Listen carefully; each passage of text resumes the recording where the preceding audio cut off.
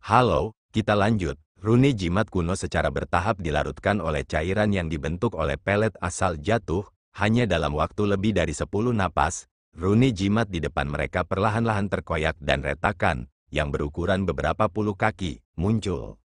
Ketika celah itu muncul, ada aura kuno dan sunyi yang melonjak keluar. Tekanan yang terkandung dalam aura langsung membuat tubuh Mu Chen menjadi kaku. Ada perasaan tragis bercampur dalam aura kuno, seolah-olah itu telah membuktikan pertempuran antara Tuan Istana Keempat dan pertempuran bencana Kaisar Jahat Skyiter dari zaman kuno. Mandala mempertahankan ekspresi tenang di wajahnya saat dia dengan lembut melambaikan tangannya, menghilangkan aura kuno, memungkinkan Mu Chen dan yang lainnya mengembalikan kendali atas tubuh mereka. Semua dari mereka memiliki ketakutan tertulis di wajah mereka. Ini benar-benar adalah perbendaharaan alam penguasa bumi, yang sebenarnya sangat berbahaya. Hanya aura dari pintu masuk yang membuat mereka sangat terintimidasi. Jika Mandala tidak ada di sana untuk memimpin mereka, mereka bahkan tidak akan berani memasukinya. Ayo pergi, lebih berhati-hati. Suara lembut Mandala memberikan rasa aman bagi para ahli dari domain Great Heaven Law. Menyelesaikan kata-katanya, dia telah memasuki celah spasial dengan 3 kaisar dan raja mengikuti setelahnya. Ketika Mu Chen dan yang lainnya melangkah ke celah spasial, mereka bisa merasakan aura kuno yang sunyi bertiup, tapi untungnya, mereka datang dengan persiapan kali ini. Dengan demikian, mereka secara bertahap beradaptasi dengannya, sebelum mengangkat kepala dan menyapu pandangan mereka ke sekitar ruang yang tidak dikenal ini. Alam spasial ini seperti langit berbintang. Itu adalah alam gelap dengan ruang yang terdistorsi dari waktu ke waktu, memancarkan fluktuasi kekerasan dan kacau. Ada potongan batu besar dan kecil di ruang yang hancur. Ada beberapa batu berukuran lebih besar yang seperti gunung.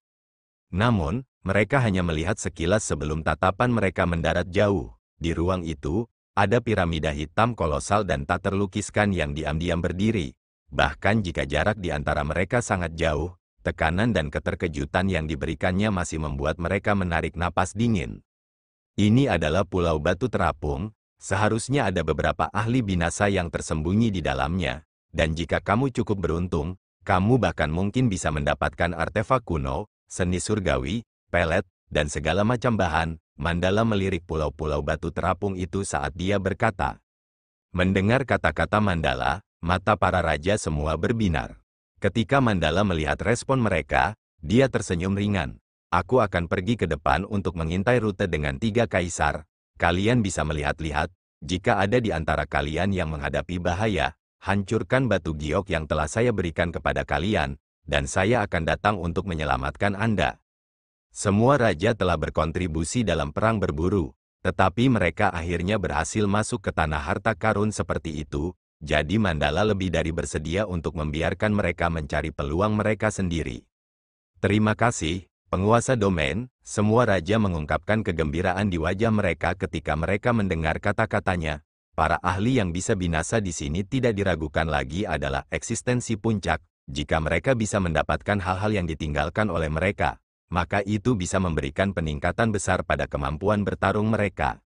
Mandala menganggukkan kepalanya. Lalu pupil emasnya menatap Mu Chen, memberi isyarat agar dia berhati-hati sebelum terbang bersama ketiga kaisar. Ketika para raja melihat kepergian Mandala dan kaisar, mereka bertukar pandang sebelum mengungkapkan senyum dan dengan cepat bubar, bergerak menuju pulau-pulau terapung itu. Mu Chen dan Nine Nether tidak terpisah, tetapi memilih untuk tetap bersatu sebelum bergerak tanpa tujuan. Mereka terus-menerus menyapu tatapan tajam mereka ke pulau-pulau terapung di sekitarnya. Seiring dengan kepergian mereka, suara batu pecah dengan cepat bergema di ruang sunyi ini. Itu adalah para raja yang dengan paksa menghancurkan pulau-pulau batu untuk mencari hal-hal yang ditinggalkan oleh para ahli yang binasa. Meskipun metode semacam ini sedikit biadab, itu adalah metode yang paling efisien dalam situasi ini. Mu Chen mengepalkan tangan dan energi spiritual yang deras bersiul. Tinjunya yang ganas telah menghancurkan batu besar yang berukuran 100 kaki. Pecahan batu melesat ke segala arah, tapi tidak ada yang bisa ditemukan di dalamnya. Ketika Mu Chen melihat itu, dia mengangkat bahu tak berdaya kepada Nine Nether. Tidak ada yang tahu berapa banyak batu yang mengambang di sini, jadi mereka hanya bisa mengandalkan keberuntungan untuk mencari harta karun. Nine Nether sedikit menekuk telinganya dan samar-samar bisa mendengar ledakan tawa keras. Segera, dia membuang bibirnya ke samping. Seseorang sepertinya telah menemukan sesuatu. Aku ingin tahu siapa orang yang beruntung itu. Mu Chen juga tersenyum, dan ketika dia hendak pindah, jantungnya tiba-tiba bergetar. Sebelum mengepalkan tinjunya, kompas spiritual muncul di tangannya. Kompas spiritual tampaknya memiliki indera yang sangat tajam dalam gelombang energi spiritual di sini. Jika ada sesuatu yang tertinggal, maka ia seharusnya bisa merasakannya. Ketika Nine Nether mendengar kata-katanya, ekspresi terkejut melintas di matanya. Jika kompas spiritual benar-benar berguna, maka itu pasti artefak pencari harta karun, paling tidak, itu lebih efisien daripada menghancurkan batu seperti orang barbar. Mu Chen memegang kompas spiritual saat dia dengan cepat terbang keluar. Meskipun dia tidak yakin apakah kompas itu berguna, setidaknya dia harus mencobanya. Keduanya dengan cepat terbang melewati banyak batu apung, menghindari area dengan ruang yang terdistorsi di sepanjang proses. Dalam waktu kurang dari 1 atau 2 menit, mereka telah terbang melewati selusin pulau batu, tapi yang membuat mereka berdua kecewa adalah kenyataan bahwa tidak ada pergerakan apapun dari kompas spiritual. Sepertinya kompas spiritual ini tidak banyak berguna. Nine Nether memperlambat kecepatannya dan berkata tanpa daya. Mu Chen dengan lembut menghela nafas, tapi tepat ketika dia akan menyerah, suara mendengung tiba-tiba terdengar sebelum desahannya berakhir. Suara mendengung itu sangat lembut, tapi masih bisa dirasakan oleh Mu Chen dan Nine Nether. Segera, mereka berdua tercengang sebelum mereka tiba-tiba melihat ke bawah dan melihat titik cahaya akhirnya menyala dari kompas spiritual, yang tidak memiliki gerakan sebelumnya. Ada sesuatu, Nine Nether menjadi sangat gembira. Mata Mu Chen sedikit menyala, sebelum mengangkat kepalanya dan mengarahkan pandangannya ke pulau batu yang tidak terlalu jauh. Pulau batu itu tidak terlalu mencolok, dengan ukuran kira-kira 100 kaki, itu tampak sangat biasa di antara pulau-pulau batu lainnya. Namun, Mu Chen tahu bahwa titik terang yang ditunjukkan pada kompas spiritual mengarah ke arah itu. Mu Chen dan Nine Nether bertukar pandang dan siluet mereka bergerak, lalu segera muncul di depan pulau batu itu. Keduanya bergabung bersama dan melemparkan telapak tangan mereka ke depan. Energi spiritual tanpa batas melesat, menghancurkan pulau batu itu. Saat batu hancur beterbangan, mata Mu Chen dan Nine Nether menyala, sebelum mereka berdua terbang ke hujan batu. Mereka berdua bergerak secara terpisah dan muncul di depan cahaya, lalu meraihnya. Energi spiritual mereka berubah menjadi lingkaran cahaya dan menjebak cahaya di dalamnya. Di lingkaran energi spiritual, cahayanya seperti banteng barbar yang dengan panik berusaha melepaskan diri, menyebabkan fluktuasi riak di lingkaran energi spiritual. Energi itu membuat Mu Chen merasa sedikit heran dan dia dengan cepat mengedarkan energi spiritualnya untuk secara bertahap menekan cahaya. Setelah cahaya tenang, baru saat itulah Mu Chen mengarahkan pandangannya. Sebenarnya ada jarum panjang berwarna merah tua yang terlihat sehalus rambut banteng dalam cahaya. Meskipun tidak terlihat terlalu luar biasa, Mu Chen bisa melihat rune yang tak terhitung banyaknya diukir pada jarum dengan persepsi yang tajam. Selanjutnya, setiap rune di atasnya benar-benar tampak seperti binatang buas.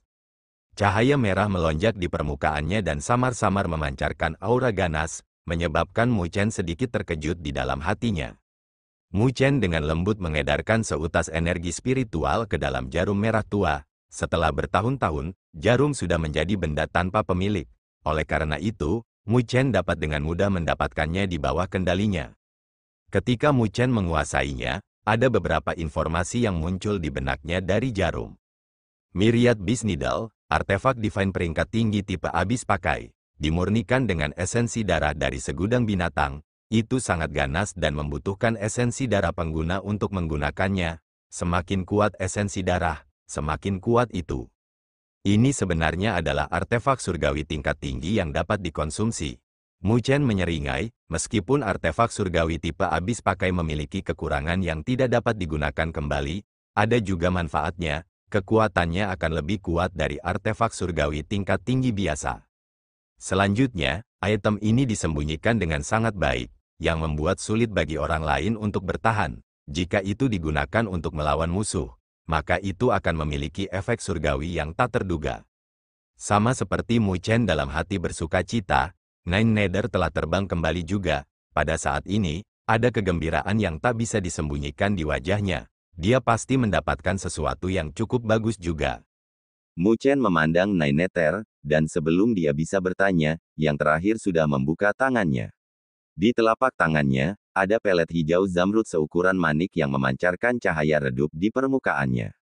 Cahaya telah membentuk bentuk burung phoenix, dan secara samar-samar memancarkan teriakan phoenix yang jelas. Aroma kuno dan padat pelet terpancar darinya, yang membuat energi spiritual di tubuh Mu Chen menunjukkan tanda-tanda meningkat. Phoenix Rebirth Divine Pellet disempurnakan oleh esensi darah dari klan Phoenix. Jika Divine Beast dari spesies serupa memurnikannya, akan ada dorongan besar untuk garis keturunan mereka, dan jika ada cukup keberuntungan, maka bahkan seekor gagak dapat dilahirkan kembali menjadi Phoenix. Nine Nether tersenyum. Ketika Mu Chen mendengar kata-katanya, dia tidak bisa menahan lidahnya untuk memuji. Dia tidak pernah berharap Nine Nether mendapatkan pelet surgawi seperti itu. Dia adalah burung 9 Netherworld untuk memulai, dan memiliki garis keturunan burung abadi. The Unding Bird juga berada di klan yang sama dengan Phoenix, jadi pelet seperti itu dapat dianggap sebagai objek suci untuk Divine Beast seperti Nine Nether. Meminjam kompas spiritual, keduanya memiliki panen yang melimpah dalam perburuan harta karun ini. Manfaatkan momen dan cari lebih banyak lagi. Nine Nether menyimpan pelet surgawi kelahiran kembali Phoenix dan ingin melanjutkan perburuan harta karun. Sepertinya panen kali ini telah menggelitik minatnya dalam berburu harta karun. Bagi mereka, wilayah ini adalah tanah harta karun asli. Mu Chen mengangguk sambil tersenyum. Mereka telah melakukan begitu banyak hanya untuk memasuki perbendaharaan alam penguasa bumi, jadi jika mereka tidak memanfaatkan kesempatan ini, maka semua upaya mereka akan sia-sia. Mereka berdua terbang sekali lagi, dan meminjam kekuatan kompas spiritual. Ada tanggapan lain hanya dalam beberapa menit. Selanjutnya, penemuan kali ini membuat mereka berdua tercengang. Itu karena titik cahaya di kompas spiritual sebenarnya sama menyilaukannya seperti matahari yang terik. Bahkan situasi seperti itu tidak muncul ketika mereka menemukan reruntuhan kelas 1. Dibandingkan dengan hasil dari pulau batu yang ditemukan sebelumnya, itu adalah perbedaan siang dan malam. Mu Chen dan Nine Nether sama-sama menatap kompas spiritual dengan kaget dan menarik napas dingin. Apa yang bisa menyebabkan keributan seperti itu di kompas spiritual? Mungkinkah itu artefak Divine peringkat Peerless atau sesuatu yang lebih kuat? Kilauan menyilaukan terpancar dari kompas spiritual. Mu Chen dan Nine Nether masih belum pulih dari keterkejutan dengan seberapa kuat kilau itu, sebelum bertukar pandang beberapa saat kemudian.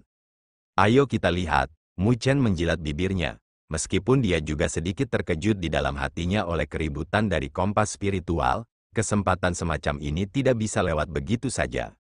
Mari kita berhati-hati. Nine Nether dengan lembut menganggukkan kepalanya, tetapi dia masih memberi peringatan. Mu Chen mengangguk, sebelum mengkonfirmasi lokasi di kompas spiritual. Tatapannya mengarah ke barat, sebelum bertukar pandang dengan Nine Nether, dan keduanya terbang tanpa ragu-ragu.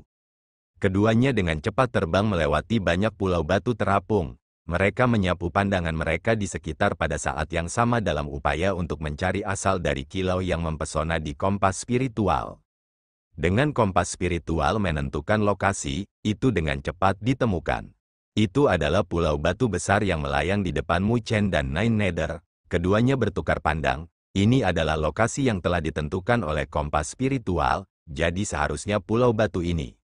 Mereka berdua bertukar pandang dan kemudian bertindak tanpa ragu-ragu. Hanya dalam beberapa napas waktu, Gunung Agung telah menghancurkan pulau batu.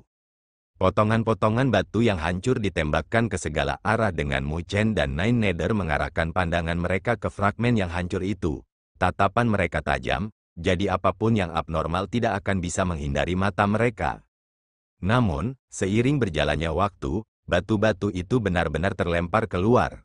Tapi yang membuat Mu Chen dan Nine Nether terkejut adalah kenyataan bahwa mereka tidak menemukan sesuatu yang luar biasa. Apa yang sedang terjadi? Nine Nether bingung ketika dia bertanya.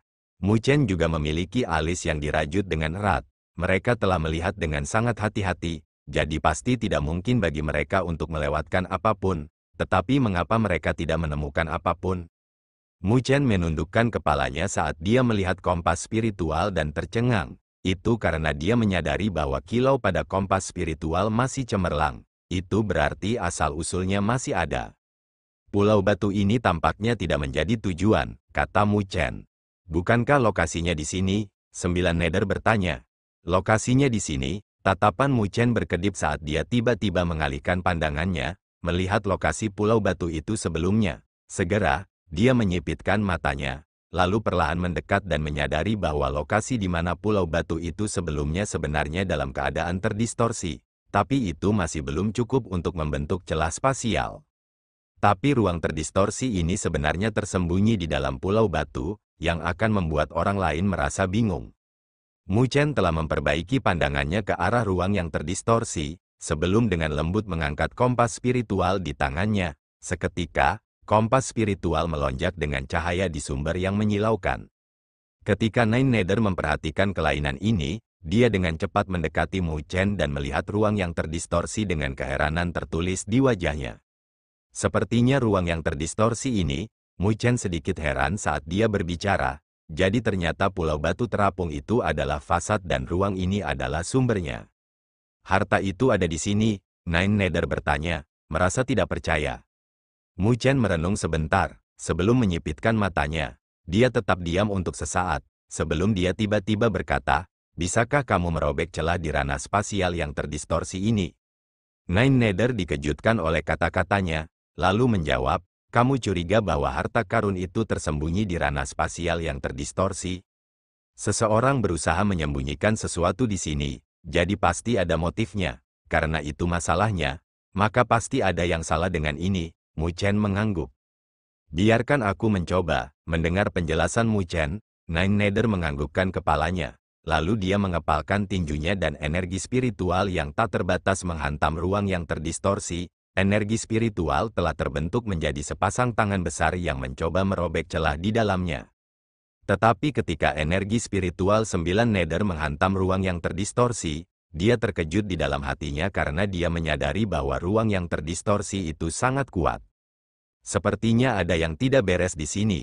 Nine Nether mengatupkan giginya saat energi spiritual meletus dari tubuhnya tanpa menahan diri, langsung menyebabkan ruang yang terdistorsi menjadi sangat bergetar. Pada akhirnya, retakan hitam kecil perlahan terbelah. Di bawah kekuatan penuh Nine Nether, retakan hanya bisa dibuka hingga 2 inci. Tetapi ketika mencapai ukuran ini, Nine Nether menyadari bahwa itu sudah menjadi batasnya. Selanjutnya, retakan spasial tampaknya melawan saat mencoba memulihkan kerusakan. Cepat, aku tidak bisa bertahan lebih lama lagi, 9 Nether bergegas. Mu Chen tidak menunda dan dengan cepat mengulurkan tangannya, yang seperti mulut harimau, dan mencoba menarik celah spasial. Seketika, energi spiritual melonjak di telapak tangannya dan membentuk pusaran dengan kekuatan hisap yang meledak. Ketika kekuatan hisap yang kuat memasuki celah spasial, batu dengan cepat melesat keluar darinya. Tapi sebelum bisa mendekati telapak tangan Mu Chen, mereka menjadi debu. Mu Chen tidak tahu apa yang ada di balik celah spasial dan dia tidak berani memasukinya. Jika dia tersesat dalam turbulensi spasial, maka akan sulit bahkan bagi Mandala untuk menyelamatkannya. Oleh karena itu, dia hanya bisa mengadopsi metode seperti itu, dan menggunakan kekuatan isap untuk melihat apakah dia bisa mengeluarkan sesuatu dari ruang yang terdistorsi. Batuan yang tak terhitung jumlahnya terus-menerus terbang keluar, tetapi direduksi menjadi kantong debu oleh pusaran, namun, masih belum ada item khusus yang muncul. Seiring berjalannya waktu, tangan Nine Nether mulai bergetar, agak sulit baginya untuk mempertahankannya.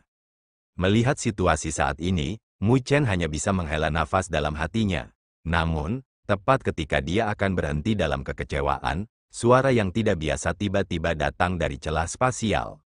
Sebuah cahaya hitam tiba-tiba terbang keluar dan sangat berdampak terhadap pusaran. Tapi kali ini, pusaran itu tidak menghancurkannya, sebaliknya, pusaran itu malah pecah. Mu Chen bereaksi cepat dan telah mengedarkan energi spiritualnya ke tangannya, lalu meraih cahaya hitam itu. Pada saat yang sama, Nine Nether juga benar-benar kelelahan dan retakannya menyusut dengan cepat sebelum menghilang dan ruang dikembalikan ke keadaan semula. Nine Nether menyeka butiran keringat dari alisnya saat dia melihat Mu Chen, sebelum melihat cahaya hitam yang tiba-tiba melesat keluar. Mu Chen membuka tangannya untuk mengungkapkan benda hitam. Tampaknya menjadi logam hitam berbentuk segitiga yang ditutupi dengan rune kuno di permukaannya. Namun, Mu Chen dan Nine Nether tidak merasakan gelombang energi spiritual di atasnya. Mu Chen dan Nine Nether bertukar pandang dan, jelas, mereka tidak mengerti bahwa objek yang telah mereka peras otak mereka untuk dapatkan akan sangat membingungkan. Dan, setelah melihatnya, itu juga tidak terlihat seperti artefak surgawi. Mu Chen mengernyitkan alisnya saat dia mencoba untuk menuangkan energi spiritualnya ke dalam. Tetapi pada akhirnya, dia menyadari bahwa tidak ada reaksi apapun darinya. Mereka berdua telah memeras otak mereka ketika mereka mencoba berbagai metode. Tapi pada akhirnya, tidak ada respon apapun dari black metal itu dan mereka hanya bisa menyerah begitu saja. Menghabiskan begitu banyak waktu untuk mendapatkan objek yang tidak diketahui, Mu Chen dan Nine Nether tidak tahu apakah harus tertawa atau menangis. Meskipun, menilai dari perasaan mereka, ini bukan benda biasa, mereka tidak punya cara untuk menggunakannya, yang membuatnya mirip dengan sepotong sampah. Lupakan saja, mari kita ambil waktu untuk mencari harta lainnya. Mu Chen tersenyum pahit dan tidak punya pilihan selain menyerah. Seiring dengan logam hitam yang dilemparkan ke dalam gelang universal, dia menggenggam sisa waktu yang tersisa dan mencari harta karun lainnya dengan kompas spiritual. Saat dia mencoba mencari, dia tiba-tiba melihat ke arah yang jauh. Untuk sesaat, piramida hitam besar, yang melayang di angkasa, tampak mirip dengan logam berbentuk segitiga yang baru saja dia peroleh. Namun pemikiran ini sempat muncul sebentar, sebelum ditepis dengan tawa dan terlempar ke benaknya sambil melanjutkan pencarian harta karunnya bersama Nine Nether. Di sisa waktu yang tersisa, Mu Chen dan Nine Nether memiliki beberapa panen menggunakan kompas spiritual. Namun, panen mereka tidak begitu luar biasa. Dibandingkan dengan itu, panen pertama mereka sedikit lebih baik. Saat mereka berdua mencari harta karun, suara mendengung tiba-tiba terdengar. Mu Chen dan Nine Nether segera berhenti saat mereka mendengar suara itu, sebelum bertukar pandang dan terbang ke arah tertentu. Itu adalah tanda mandala memanggil kehadiran mereka. Rute di depan pasti sudah dipastikan. Di sebuah pulau batu, para raja berkumpul sekali lagi. Ketika mandala melihat senyum tersungging di wajah mereka, dia tahu bahwa mereka memiliki hasil panen mereka sendiri. Namun, dia tidak menanyai mereka tentang hal itu dan tidak ada yang menyerahkan hasil panen mereka. Bersiaplah untuk bergerak menuju perbendaharaan alam penguasa bumi. Saya sudah merasakan kekuatan lain memasuki ruang ini sebelumnya. Ketika mereka mendengar kata-kata mandala, hati semua orang sedikit tersentak. Pertempuran terakhir dari perang berburu adalah untuk perbendaharaan alam penguasa bumi, dan semua kekuatan puncak pasti akan melakukan yang terbaik untuk memperjuangkan hal-hal di dalamnya. Dengan demikian, persaingan pasti akan sangat berbahaya. Ayo pergi, mandala tidak berbicara lebih jauh saat dia melambaikan tangannya, berubah menjadi seberkas cahaya gelap saat dia terbang keluar. Tempat yang dia tuju secara alami adalah piramida hitam yang jauh. Ketika Mu Chen melihat betapa cepat dan tegas mandala, dia tidak punya waktu untuk menyebutkan tentang objek aneh yang dia temukan sebelumnya dan hanya bisa mengangkat bahu tanpa daya, sebelum menindaklanjuti dengan Nine Nether. Saat dia menindaklanjuti, dia melihat wajah para raja berangsur-angsur menjadi tegang dan dia tidak bisa menahan nafas. Selanjutnya, kompetisi paling berbahaya dari perang berburu akan berlangsung. Di ruang gelap yang terdistorsi, lusinan kilatan cahaya melesat melintasi kehampaan, yang memimpin memiliki sikap yang agung dan melesat seperti meteor. Apapun yang menghalangi sebelum siluet itu akan menjadi abu. Pesta itu secara alami adalah domain Great Heaven Law, dan selain mandala, tidak ada orang yang akan memimpin pesta. Mereka melakukan perjalanan dengan kecepatan kilat dan praktis melaju dengan kecepatan penuh menuju piramida hitam. Di bawah perjalanan berkecepatan tinggi mereka, baru saat itulah Mu Chen menyadari betapa luasnya ruang ini. Sebelumnya, ketika dia menggunakan matanya untuk melihat, piramida hitam itu tampak tidak terlalu jauh. Tapi sekarang setelah mereka melakukan perjalanan dengan kecepatan penuh, dia akhirnya menyadari seberapa jauh jaraknya. Mereka melakukan perjalanan dengan kecepatan ini selama hampir setengah jam, tetapi jarak piramida hitam tetap sama, yang membuat Mu Chen terkejut dalam hati. Haha, ruang di sini sangat terdistorsi. Jadi, karena visualisasi ruang yang terdistorsi, Kami berpikir bahwa piramida hitam itu tidak jauh. Tapi, pada kenyataannya, jaraknya tidak kurang dari puluhan ribu mil. Merasakan keheranan Mu Chen, Kaisar Burung Hering Langit tiba-tiba berbicara sambil tersenyum. Mu Chen tercengang saat dia menganggukkan kepalanya. Tapi, menurut kecepatan kita harus bisa mencapainya dalam waktu setengah jam. Ruang di sekitar perbendaharaan alam penguasa bumi sangat kacau. Jadi jangan sembarangan menghubunginya atau kamu akan tersedot ke dalam turbulensi spasial. Kaisar Burung Hering Langit memandang Mu Chen dan para raja saat dia berbicara. Raja dengan tertib menjawab setelah mendengar kata-katanya. Kaisar Burung Hering Langit mengangguk dan tidak lagi berbicara. Kelompok itu meningkatkan kecepatan mereka lebih jauh.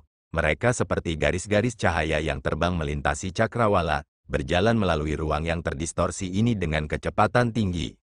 Di bawah perjalanan berkecepatan tinggi mereka, Mu Chen akhirnya menyadari bahwa Mandala mulai memperlambat kecepatannya sekitar setengah jam kemudian. Segera, dia sedikit terkejut di dalam hatinya ketika dia menemukan bayangan tak terbatas yang turun dari cakrawala, menyelimuti siluet mereka.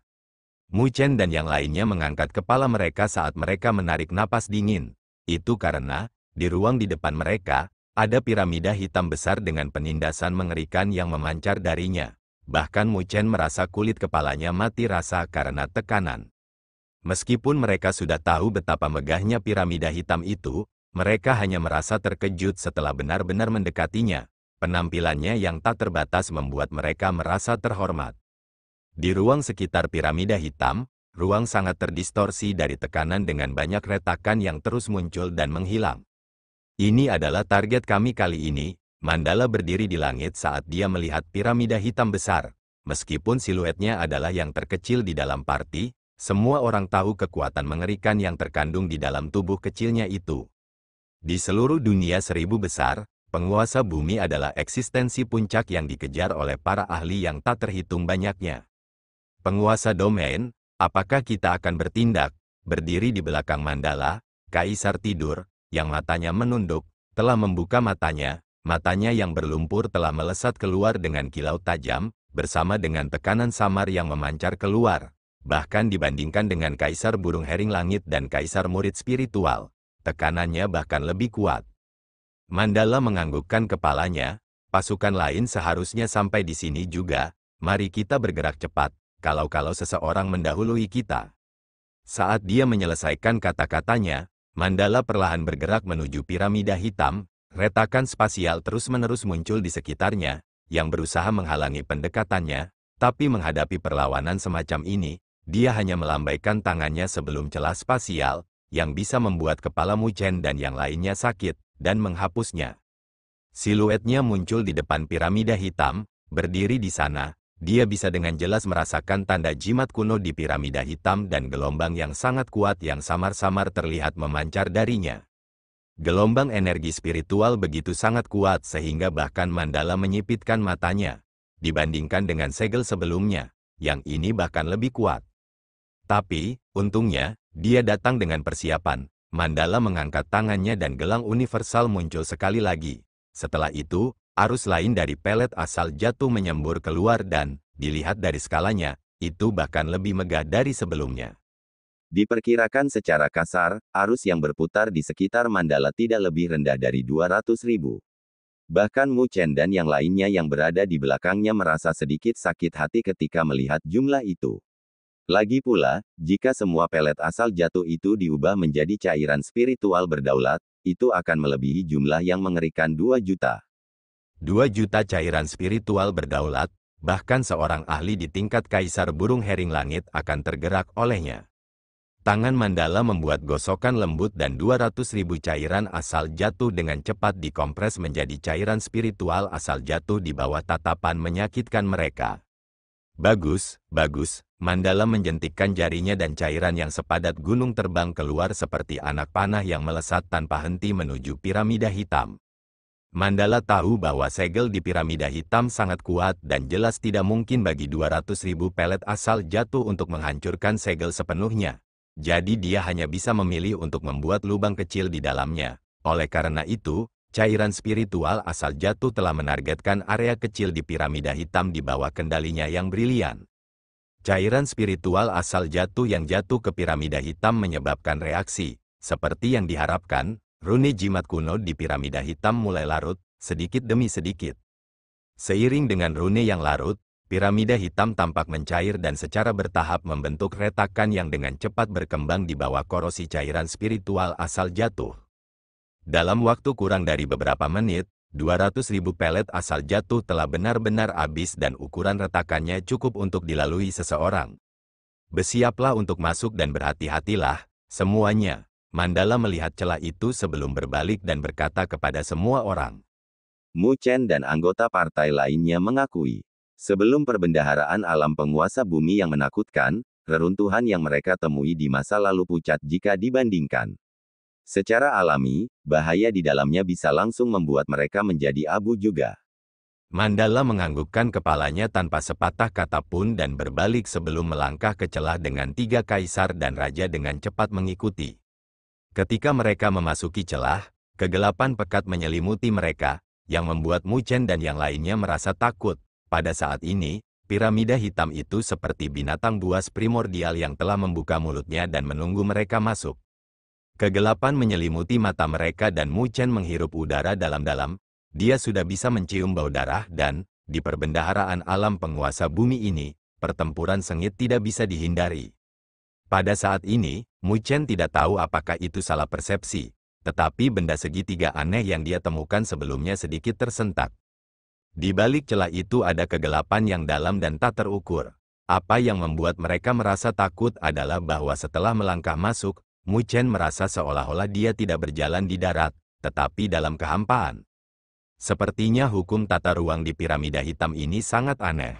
Meskipun perbendaharaan alam penguasa bumi ini sangat mendalam, Mu Chen dan yang lainnya tidak perlu khawatir kehilangan arah. Bagaimanapun, mereka memiliki penguasa bumi asli yang memimpin di depan mereka. Meskipun siluet itu mungil, energi kuat yang terkandung dalam tubuh kecil itu telah melindungi mereka semua, yang membuat hati mereka merasa nyaman. Saat pikiran-pikiran itu beredar di benak Mu Chen, Mandala tiba-tiba berhenti di depan mereka, melihat ke atas. Mereka menyadari bahwa, tanpa tahu kapan, sebuah pintu muncul di hadapan Mandala. Pintunya terdistorsi, memancarkan gelombang spasial yang kuat dan tidak ada yang tahu kemana arahnya. Mandala dengan lembut menyentuh pintu saat dia merajut alisnya. Memasuki pintu ini, kita akan berada di perbendaharaan alam berdaulat bumi. Pada saat itu, kita juga akan mengalami bahaya di perbendaharaan alam penguasa bumi. Apakah kalian semua sudah siap? Ketika semua orang mendengar itu, hati mereka bergetar, sebelum mereka dengan sungguh-sungguh menganggukkan kepala. Ketika Mandala melihat tanggapan mereka, dia dengan lembut menganggukkan kepalanya, lalu mengangkat kakinya tanpa ragu-ragu dan melangkah melewati pintu. Saat kilau berkedip, dia menghilang.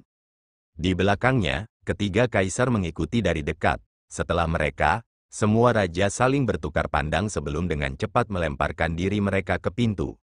9 Nether dan Mu Chen adalah yang terakhir. Mereka berdua bertukar tatapan serius sebelum pindah pada saat yang sama, menghilang ke pintu. Seiring dengan masuknya mereka, pintu dengan cepat meredup dan benar-benar menghilang. Ruang di sini telah kembali ke kegelapan. Pada saat yang sama ketika mereka memasuki perbendaharaan alam penguasa bumi, ada gelombang spasial yang datang dari arah lain, serta banyak sosok yang melintas seperti hantu. Target mereka semua ada di perbendaharaan alam penguasa bumi ini. Samar-samar, ada aura intens yang terpancar dari alam rahasia ini dan keheningan yang telah berlangsung selama lebih dari 10.000 tahun akhirnya terbuka.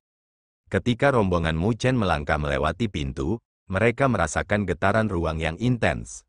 Tapi untungnya, tidak ada kecelakaan yang terjadi dalam prosesnya. Getaran berlangsung selama lebih dari selusin napas sebelum kembali menjadi tenang. Tatapan mereka dengan cepat mulai menyala. Kaki mereka akhirnya bersentuhan dengan tanah yang sebenarnya. Ketika kaki mereka bersentuhan dengan tanah, energi spiritual di tubuh mereka praktis melonjak keluar sekaligus dan menyelimuti tubuh mereka. Setelah melihat bahwa tidak ada yang tidak biasa terjadi, baru kemudian mereka mengarahkan pandangan mereka ke sekeliling. Mereka tercengang saat mereka melihat ke atas. Ada istana yang sangat megah di depan mereka, yang berdiri menjulang tinggi seperti gunung dengan pilar perak di istana yang tingginya lebih dari beberapa ribu kaki. Itu seperti pilar yang menopang langit. Berdiri di depan istana ini, mereka sama lemahnya dengan semut. Ini adalah perbendaharaan alam penguasa bumi. Mu Chen dan yang lainnya saling bertukar pandang. Mandala samar-samar menyapu pandangannya dan telah bergerak menuju kedalaman istana. Posturnya yang tenang menunjukkan bahwa dia tidak khawatir tentang jebakan apapun. Lagi pula, dia tidak perlu takut selama itu bukan pembangkit tenaga listrik Realem Sovereign Bumi yang muncul di hadapannya. 3 kaisar dan raja dengan cepat mengikuti jejaknya. Kelompok itu perlahan berjalan ke istana kuno. Dengan mereka masuk lebih dalam, baru kemudian mereka menyadari bahwa baik itu lempengan, dinding atau pilar, mereka semua ditutupi dengan rune kuno yang memancarkan perasaan yang tidak bisa dihancurkan dari mereka. Raja pemisah gunung menginjak lempengan di bawah dengan keras, tetapi energi yang dapat menyebabkan gunung runtuh hanya menyebabkan retakan kecil pada lempengan itu, membuat Mu Chen dan yang lainnya terkejut di hati mereka. Tepat ketika mereka melihat sekeliling istana ini, Mandala, yang berjalan di depan, tiba-tiba berhenti dan menatap ke depan dengan pupil emasnya, yang dengan cepat menarik perhatian semua orang juga. Di ujung istana ada pintu perunggu biru besar, kecuali pintunya tertutup rapat dan sepertinya berlumuran darah. Darah mengandung gelombang energi spiritual yang sangat kuat yang bahkan membuat kelopak mata Mu Chen berkedut. Tidak ada riak di wajah Mandala saat dia mengulurkan jarinya dan mengetuk dengan lembut. Seiring dengan jari Mandala, ruang bertindak seperti permukaan danau yang memiliki batu yang dilemparkan ke dalamnya, menyebabkan riak menyebar. Pada saat berikutnya, energi spiritual yang menakutkan berkumpul dan gunung kristal yang runcing perlahan muncul darinya. Gunung kristal diarahkan ke pintu perunggu biru, berkedip dengan kilau mengkristal, memancarkan ketajaman yang ekstrim. Ketika Mu Chen dan semua orang melihat itu, kelopak mata mereka berkedut. Mereka bisa merasakan gunung kristal yang dibentuk oleh Mandala dengan energi spiritual antara langit dan bumi sebelum dikompres. Hanya gerakan sederhana miliknya telah menunjukkan kekuatan pembangkit tenaga listrik Realem Sovereign Bumi. Bagaimanapun, mungkin bagi Mu Chen dan yang lainnya untuk mengumpulkan energi spiritual antara langit dan bumi. Sedemikian rupa sehingga mereka bahkan bisa mengumpulkan energi spiritual untuk menyerang, tapi mereka pasti tidak bisa mengkristalkannya. Di mata pembangkit tenaga listrik Realem Sovereign Bumi, artefak surgawi biasa mirip dengan rumput, karena kristal yang dapat mereka bentuk dengan energi spiritual sangat kokoh, membuatnya sebanding dengan artefak surgawi biasa. Pikirkan saja, ketika pembangkit tenaga listrik Realem Sovereign Bumi meluncurkan serangan ke segala arah, itu sebanding dengan artefak surgawi yang tak terhitung banyaknya yang hancur. Jadi seberapa destruktif serangan semacam itu? Ketika Mu Chen dan yang lainnya terkejut, puncak gunung kristal yang runcing tajam telah melesat dan langsung muncul di depan pintu perunggu biru, sebelum menabraknya tanpa ragu-ragu. Gelombang mengerikan menyebar di istana ini, dan bahkan tanah bergetar dengan retakan yang menyebar di sekitar dinding istana. Pupil emas Mandala menatap sumber benturan, lalu menyempit sesaat kemudian, itu karena dia menyadari bahwa saat dampak energi spiritual menghilang, pintu itu masih berdiri kokoh. Setelah menerima serangan hebat darinya, tidak ada jejak kehancuran di pintu perunggu biru itu. Raja di belakangnya semua mengungkapkan ekspresi serius. Pintu perunggu biru itu, memang, tidak sesederhana itu, karena bahkan bisa menahan kekuatan destruktif dari seorang ahli realem penguasa bumi. Sepertinya kita mulai terjebak oleh perbendaharaan alam penguasa bumi ini, Kaisar Tidur perlahan berkata.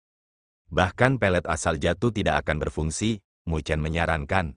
Mandala menggelengkan kepalanya, pelet asal jatuh hanya bisa melarutkan segel, dan energi pada pintu perunggu biru ini tidak sama dengan sebelumnya. Jejak darah di pintu perunggu biru agak aneh.